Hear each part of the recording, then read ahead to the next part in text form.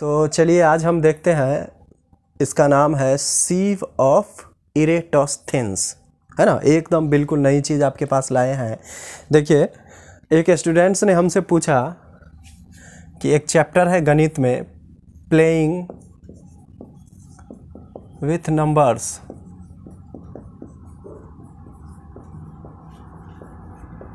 है ना।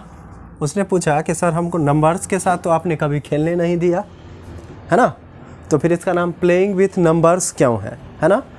तो आज हम क्या करेंगे, स्टडी नहीं करेंगे, हम खेलेंगे आज ये खेल। आपके सामने 1 से लेकर 100 तक के नंबर्स को हमने लिख दिया है और इस खेल में हम देखेंगे कि इस खेल का क्या फ़ायदा है ना। और इस तब हम आपको पता चलेगा कि उस चैप्टर का नाम प्लेइंग विथ नंबर्स क्यों है ना। देखिए, ये जो नाम है इरेटोस्थेंस, ये ग्रीक मैथमेटिशियन है,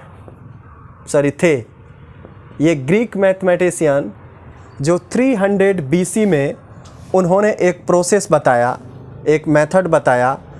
उन्हीं के द्वारा बताए गए मेथड को हम क्या बोलते हैं, सीव ऑफ इरेटोस्थेंस।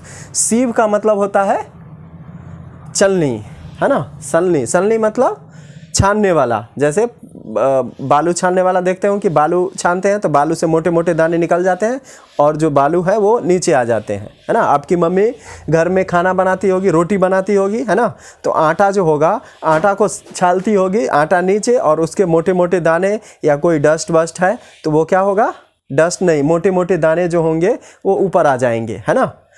तो सीव का मतलब होता है छलनी, यानी ये क्या छालना है वो देखिए कि इसमें से 1 से लेकर 100 तक के नंबर्स के बीच में से हम प्राइम नंबर, है ना, जैसा कि मैंने पहले वीडियो में बताया, बहुत ही महत्वपूर्ण, वेरी इंपॉर्टेंट ये टॉपिक है, प्राइम नंबर्स और कंपोजिट नंबर को हम क्या करेंगे, अलग अलग करेंगे खेल में ही, है ना। देखिए खेल क्या है ना, खेल नहीं मतलब उन्होंने जो बताया, सीव ऑफ इरेटोस्थेंस, जो ग्रीक मैथमेटिशियन ने जो बताया कि 1 से लेकर 100 तक के नंबर्स के में से हम प्राइम नंबर और कंपोजिट नंबर को अलग अलग ईजिली कैसे करेंगे, है ना।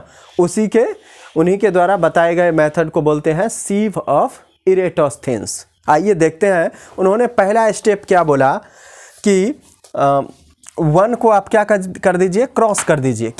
क्योंकि 1 ना ही प्राइम नंबर है और ना ही कंपोजिट नंबर है, ये हमें पता है ना। प्राइम नंबर के भी बारे में आपको बता दूं कि जिन नंबर्स के 2 फैक्टर्स होते हैं उसको प्राइम नंबर, और जिन नंबर्स के 2 से ज़्यादा फैक्टर्स होते हैं उसको क्या बोलते हैं, कंपोजिट नंबर, है ना।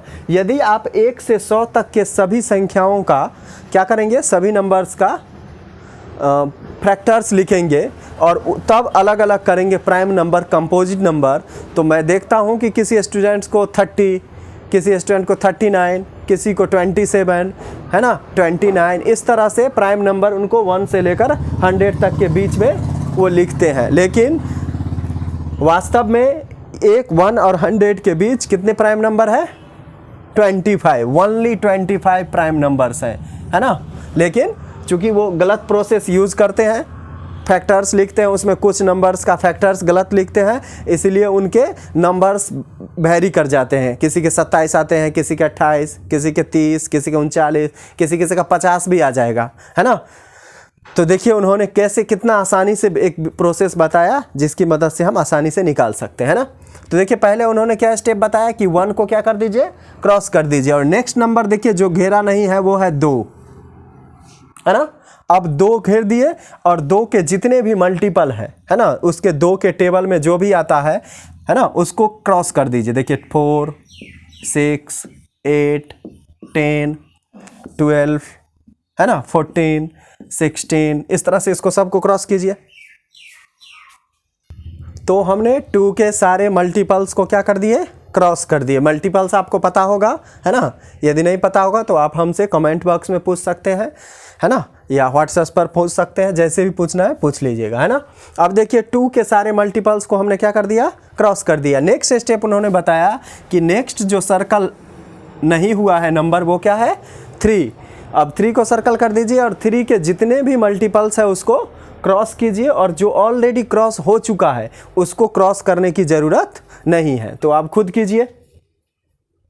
अब जो है अगला नंबर जिसको आपने सर्कल नहीं किया वो क्या है, 5 है ना।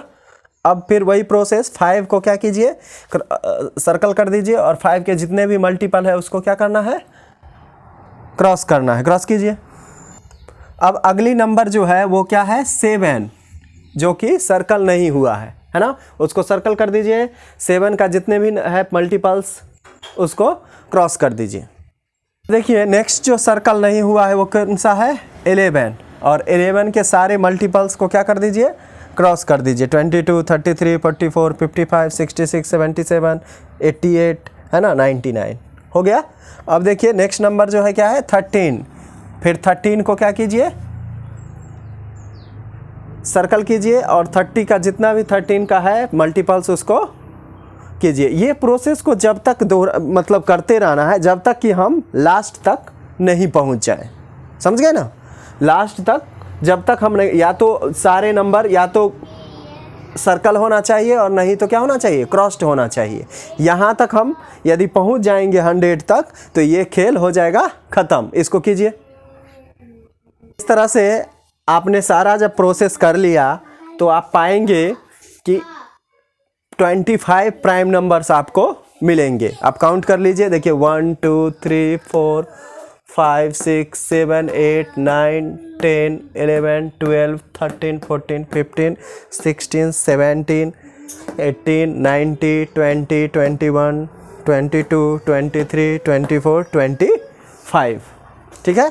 आप अपने नोटबुक में क्या करेंगे, प्राइम नंबर को अलग लिख लेंगे और कंपोजिट नंबर को अलग लिख लेंगे। आपको 24 प्राइम नंबर और 74 कंपोजिट नंबर मिलेंगे, है ना। लेकिन दोनों मिलाकर 99 हुआ, है ना, क्योंकि 1 हम कोई में से ना ही प्राइम नंबर में और ना ही कंपोजिट नंबर में हम शामिल करेंगे, क्योंकि ये दोनों में से कोई नंबर नहीं है। ठीक है ना। इस तरह से आप देखें कि ये जब हम खेल खेले प्लेइंग विथ नंबर्स तो हमको आसानी से प्राइम नंबर और कंपोजिट नंबर अलग अलग हो गया, है ना। हम उसको आसानी से लिस्ट आउट कर सकते हैं। ठीक है, इसको नोट कर लीजिए और इसको ध्यान में रखिएगा।